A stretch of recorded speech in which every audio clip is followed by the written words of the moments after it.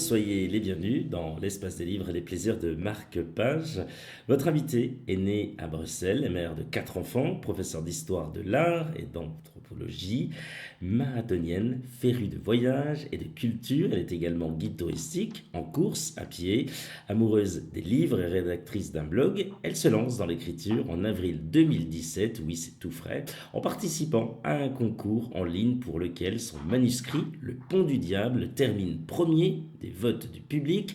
La même année, sa nouvelle, intitulée Le mot de la fin, obtient le prix chez Hugo Thriller. Son second roman, La parole du chacal, a fait partie des finalistes du concours VSD 2018 et est publié aux éditions du Lys Bleu. Il s'agit de Clarence Spitz. Elle vous présente son dernier roman, Ineffaçable, aux éditions Nouvelle Bibliothèque. Clarence Spitz, bonjour et bienvenue dans la chronique de Guillaume Sautet. Bonjour, On est ravis d'être avec vous. Comment ça va, Clarence? mais moi aussi, mais ça va très bien. Avant de découvrir un peu plus votre univers, on va s'intéresser à vous, Clarence. Oui, Oui, dites-moi. racontez-nous, ben oui, votre parcours pour en arriver là où vous en êtes.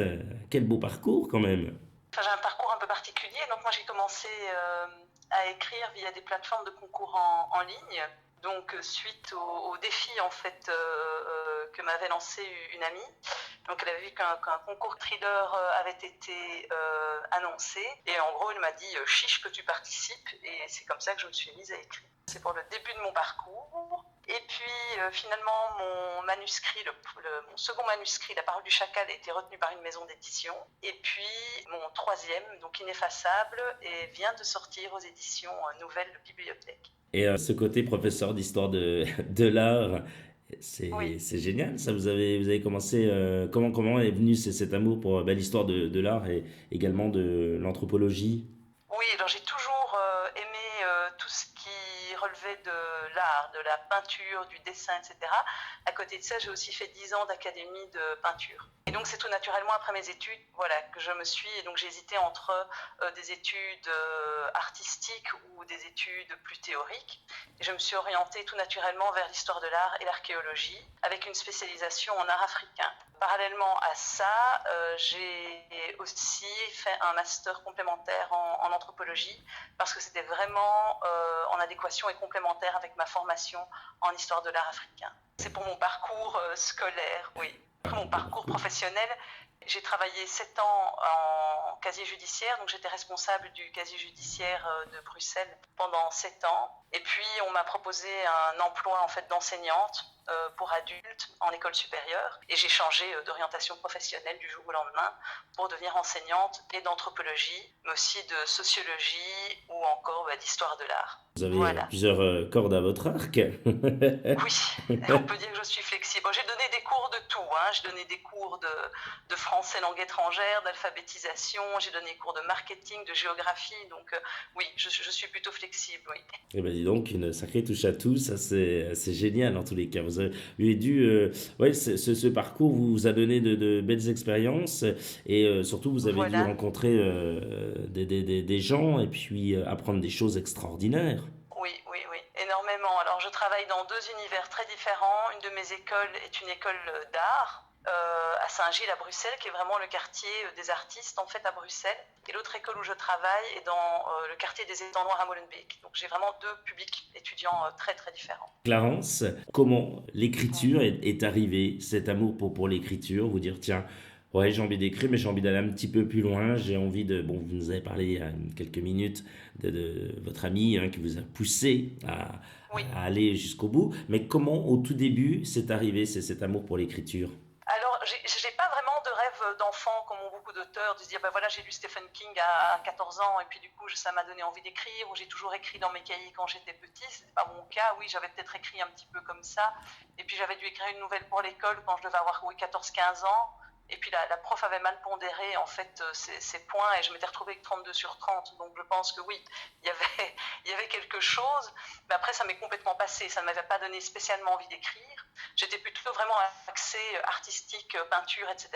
Et puis, il y a une amie donc, qui m'a proposé d'abord de devenir rédactrice pour un blog, donc un blogzine. Et là, j'ai rédigé pendant à peu près 2 ans la rubrique sport et aussi la rubrique culture. Donc voilà, donc là c'était un premier pas vers l'écriture à l'âge adulte. Et puis après, eh bien, ça a vraiment été ce défi qu'on m'a lancé par rapport au concours d'écriture, de me dire, voilà, bah là, il y a un concours thriller, chiche que tu participes. Et puis j'ai écrit les 2 premiers chapitres, je les ai postés sur le site et j'ai été directement en fait première des votes du public et du coup bah, j'ai continué en me disant qu'il y avait peut-être voilà, quelque chose à exploiter. Oui. Et puis ça m'a plu aussi, ça m'a beaucoup amusé et je me suis rendu compte que le côté créatif en fait me plaît énormément dans la démarche d'écriture. Qu'est-ce que vous aimez faire à côté de tout ça quand vous n'écrivez pas? Oui, quelles sont vos passions? Alors mes passions, j'adore aller voir des expos d'art, donc soit d'art non occidental, soit d'art contemporain. Donc ça, ce sont vraiment mes deux, voilà, les deux formes d'art que je préfère. L'art contemporain, très conceptuel, ou alors l'art vraiment exotique non occidental. Sinon, ce que j'aime faire, je pratique pas mal la course à pied. Enfin, donc là, j'ai dû freiner un petit peu justement à cause de l'écriture et du lancement de mon dernier livre. Mais sinon, j'ai couru 6 marathons. Et donc là, ça me demande aussi beaucoup d'entraînement, de préparation et de temps. Donc à côté de ça, j'ai aussi 4 enfants. Donc ça m'occupe beaucoup, beaucoup, beaucoup. Et voilà, je crois que pour les passions, c'est déjà pas mal. J'ai mis un peu la pratique de la peinture aussi de côté depuis que j'écris. Mais voilà, je sais que c'est une pause et que j'y reviendrai sûrement dans les années qui viennent. C'est incroyable, marathon de New York, vous l'avez fait? J'ai fait le marathon de New York, oui. Waouh! Oui, oui. J'ai fait Amsterdam, Rotterdam, le Médoc. J'ai fait New York, Tokyo, et là, il m'en manque un, et Berlin. Chapeau, en tous les cas, ça doit être Oui, que de beaux souvenirs, oui. voilà ce que j'allais vous dire, ça Oui. doit être tellement enrichissant en souvenirs, C'est extraordinaire, en hein. souvenir, oui, oui, oui, oui, en expérience aussi, et oh là là, on va vraiment au bout de soi-même, en fait, hein, donc c'est vraiment très enrichissant dans un niveau vraiment personnel et réalisation de soi, en fait, un marathon, c'est une expérience hors norme. Clarence, pour celles et ceux qui vous écoutent, on est avec vous, on est du côté de la Belgique, on est très heureux que la France et la Belgique voilà, s'associent pour Oui, l'espace de quelques instants. On s'imagine, on est tout droit, face à votre bibliothèque, là on lève les yeux, qu'est-ce qu'on peut y découvrir à l'intérieur de celle-ci? alors ma bibliothèque est constituée de thrillers. Donc au niveau des romans, c'est presque exclusivement du thriller. Et sinon, elle est constituée de livres à caractère didactique, donc les livres que je vais utiliser pour préparer mes cours. Voilà, tout simplement. Donc il y a beaucoup de livres qui traitent d'anthropologie, d'histoire de l'art, du tourisme, parce que je suis responsable d'une formation en management du tourisme et des loisirs. Donc voilà, ou alors des livres de pédagogie, tout simplement. Donc voilà, ça c'est vraiment les 2 parties principales de ma bibliothèque. Ouais. Clarence Pitts, intéressons-nous cette fois-ci votre dernier roman, Ineffaçable, aux éditions Nouvelle Bibliothèque. Comment Oui. l'idée de départ, en fait, est venue d'écrire ce roman? Comment c'est venu à la base? Et parce que j'ai vraiment été interpellée par l'apparition de ces fresques. Hein. Donc Ineffaçable se base sur un fait réel, c'est l'apparition de fresques à caractère pornographique ou horrifique sur les murs de Bruxelles après les attentats du 22 mars 2016. Et donc ces fresques sont gigantesques. Voilà, donc elles sont vraiment intégrées au paysage bruxellois, elles sont gigantesques. Elles vont apparaître petit à petit et les pouvoirs publics à Bruxelles, à l'époque, vont s'interroger sur le maintien ou non de ces fresques, donc sur leur éventuel effacement ou non. Et de manière assez interloquante, les politiciens ont décidé de laisser ces fresques, donc vraiment un caractère assez choquant, sur nos murs. Ce qui est quand même très particulier, je veux dire c'est unique, on ne voit ça nulle part ailleurs dans le monde, des fresques pareilles que des politiciens décident de laisser. Alors que je suis guide touristique en course à pied et donc j'ai guidé pas mal de touristes étrangers à travers les rues de Bruxelles et ils se sont retrouvés face à ces fresques et là ils m'ont regardé très bizarrement, donc je leur ai présenté les fresques. Ils m'ont dit mais c'est incroyable qu'on ait décidé de laisser ça sur les murs, qu'on n'ait pas effacé des fresques pareilles. Et ça m'a donné en fait l'idée de tout un scénario. J'ai associé des crimes en fait à ces fresques. Je me suis dit ben voilà, je vais inventer une raison pour laquelle les politiciens ont eu cette décision tout à fait étonnante et unique. Donc ça c'est vraiment le point de départ en fait de mon livre Ineffaçable. Ce sont ces fameuses fresques de Bruxelles que tous les Bruxellois connaissent mais qu'on connaît mal à l'étranger. Alors cette fois-ci, vous aviez, on va dire, l'histoire, que vous aviez l'idée. Comment ensuite ça s'est Oui, passé à la phase d'écriture, en termes de chapitres, pour chapitre un peu tout ça? Est-ce que vous avez fait des recherches également? Est-ce qu'il y avait un plan? On sait oui, qu'il y a bien des sûr. auteurs qui ne le font pas. Enfin, vous, comment vous avez procédé, Clarence? Alors j'avais mon idée de départ, donc je savais comment démarrer mon histoire, je savais qui était mon responsable, je savais comment ça allait se terminer. Après j'avais une grande marge de manœuvre au milieu de l'enquête. Donc il y a énormément de fresques à Bruxelles, je pouvais, voilà, parmi des dizaines de fresques, j'allais en sélectionner quelques-unes. Donc là j'avais une grande marge de manœuvre. Donc j'ai commencé à écrire Ineffaçable, que je dise pas de bêtises, en janvier 2018 et il a été édité en 2019. Donc maintenant en novembre 2019, j'ai écrit pendant à peu près 10 mois. Il a fallu évidemment qu'à un moment je fasse un plan. Alors j'ai pas fait un énorme plan en arborescence comme font certains auteurs parce que ça ne me correspond pas du tout. Moi ça nuirait complètement à mon côté en fait créatif. Mais par contre j'ai fait un plan, j'ai fait un espèce de synopsis complet. Donc voilà, j'ai fait un synopsis complet sous forme beaucoup plus littéraire qu'un plan, beaucoup moins structuré, et ça m'a aidé en fait à mettre vraiment mes idées en place et à savoir où j'allais. Alors j'ai développé aussi beaucoup de thèmes dans ce livre qui me tenaient à cœur, et ça aussi il a fallu que je l'intègre à mon espèce de plan de départ, que tout soit parfaitement cohérent.